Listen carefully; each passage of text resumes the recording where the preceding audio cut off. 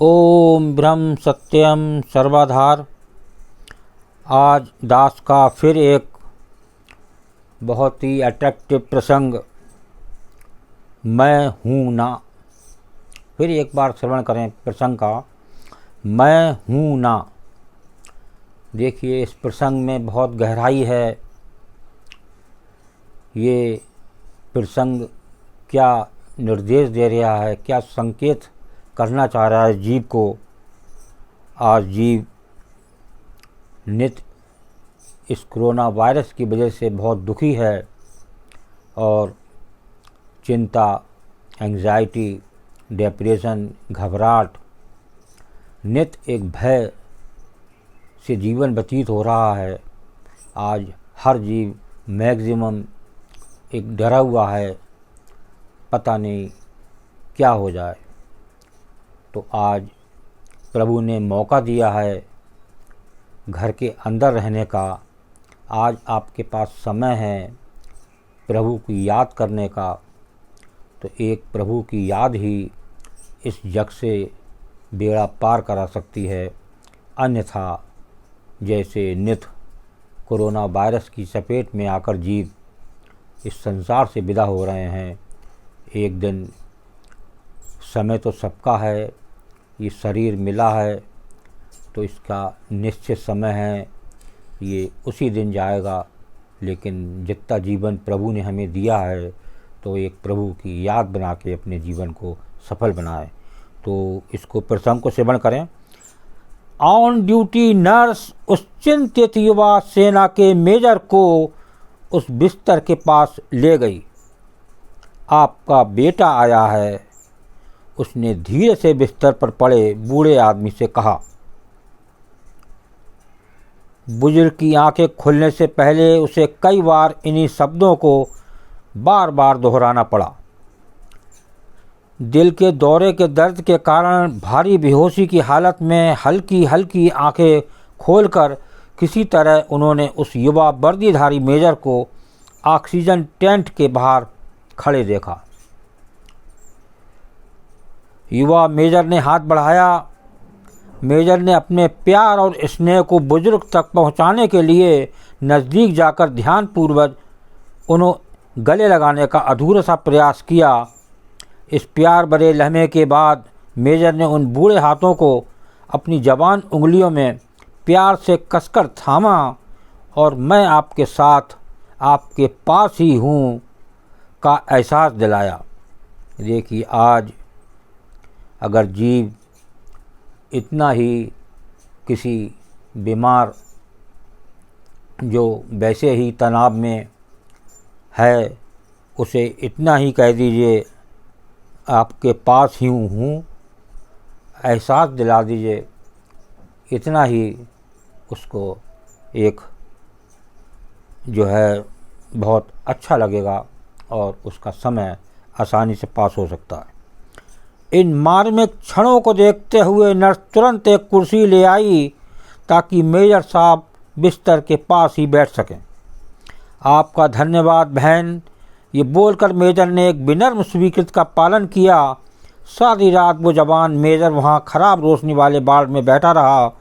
उस बुजुर्ग का हाथ पकड़े उन्हें स्नेह, प्यार और ताकत के अनेकों शब्द बोलते बोलते संयम देते देते बीच बीच में बहुत बार नर्स ने मेजर से आग्रह किया कि आप भी थोड़ी देर आराम कर लीजिए, जिससे मेजर ने शालीनता से ठुकरा दिया। जब भी नर्स वार्ड में आई, हर बार वो उसके आने और अस्पताल के रात के शोर शराबे से बेखबर ही रहा। बस यूं ही हाथ थामे बैठा रहा। ऑक्सीजन टैंक की गड़गड़ाहट, रात के स्टाफ सदस्यों को हंसी का आदान प्रदान, अन्य रोगियों के रोने और कराहने की आवाज़ें, कुछ भी उसके एकाग्रता को तोड़ नहीं पा रहा था। उसने मेजर को हरदम बस बुजुर्ग को कुछ कोमल मीठे शब्द बुदबुदाते सुना। मरने वाले बुजुर्ग ने कुछ नहीं कहा, रात भर केवल अपने बेटे को कसकर पकड़ कर रखा था। भोर होते ही बुजुर्ग का देहांत हो गया।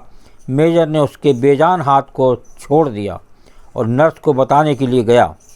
पूरी रात मेजर ने बस यही किया जो उसे करना चाहिए था उसने इंतज़ार किया। अंत में जब नर्स से लौट आईं और सहानुभूति जताने के लिए कुछ कह पातीं, उससे पहले ही मेजर ने उसे रोककर पूछा, कौन था वो आदमी? नर्स चौंक गई। वो आपके पिता था, उसने जवाब दिया। नहीं, वे नहीं थे, मेजर ने उत्तर दिया। मैंने उन्हें अपने जीवन में पहले कभी नहीं देखा। तो जब मैं आपको उनके पास ले गई थी तो आपने कुछ कहा क्यों नहीं? मैं उसी समय समझ गया कि कोई गलती हुई है, लेकिन मुझे ये भी पता था कि उन्हें अपने बेटे की ज़रूरत है और उनका बेटा यहाँ नहीं है। नर्स सुनती रही उलझन में। जब मुझे एहसास हुआ कि वो बुज़ुर्ग बहुत बीमार है, आखिरी सांसें गिन रहा है, उसे मेरी ज़रूरत है, तो मैं उसका बेटा बनकर रुक गया।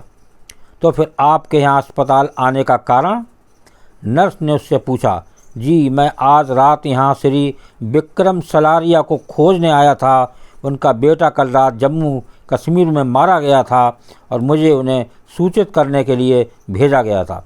लेकिन जिस आदमी का हाथ आपने पूरी रात पकड़े रखा, वे ही मिस्टर विक्रम सलारिया थे। दोनों कुछ समय तक पूर्ण मौन में खड़े रहे, क्योंकि दोनों को एहसास था कि एक मरते हुए आदमी के लिए अपने बेटे के हाथ से ज़्यादा आश्वस्त करने वाला कुछ नहीं हो सकता। दोस्तों, जब अगली बार किसी को आपकी ज़रूरत हो तो आप भी बस वहीं रुके रहें, बस साथ बने रहें अंत तक। आपके बोल, उत्साह, आश्वासन तथा ये एहसास कि मैं हूँ ना, यही उसे स्वस्थ करने के लिए काफ़ी है। तो आज इस कोरोना वायरस में तमाम संकट जीव झेल रहे हैं।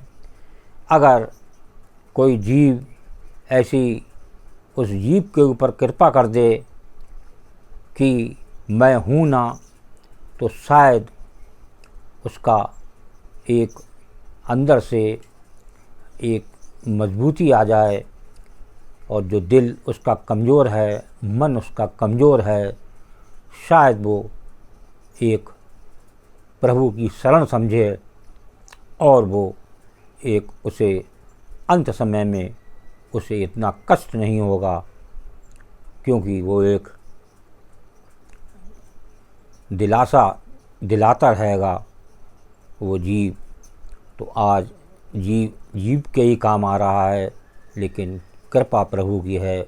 जब किसी की सेवा होती है तो वो उसमें प्रभु का इन्वॉल्वमेंट होता है, बिना प्रभु के वो सेवा कर ही नहीं सकता। तो आज इस वीडियो से आज देश में संकट में जो जीव निर्विदा हो रहे हैं, आज एक सेवा का समय है, और जितनी ज़्यादा जैसे सेवा हो उसको करें, तो शायद ये जाने वाले जीव आपको नित्य याद रखें। ओम ब्रह्म सत्यम सर्वधार दास का अगर ये चैनल अच्छा लगा हो तो इसे सब्सक्राइब करें, बेल प्रेस करें, लाइक करें, शेयर करें, ताकि आगे आने वाला वीडियो सर्वप्रथम यूट्यूब में मिले। ब्रह्म सत्यम सर्वधार।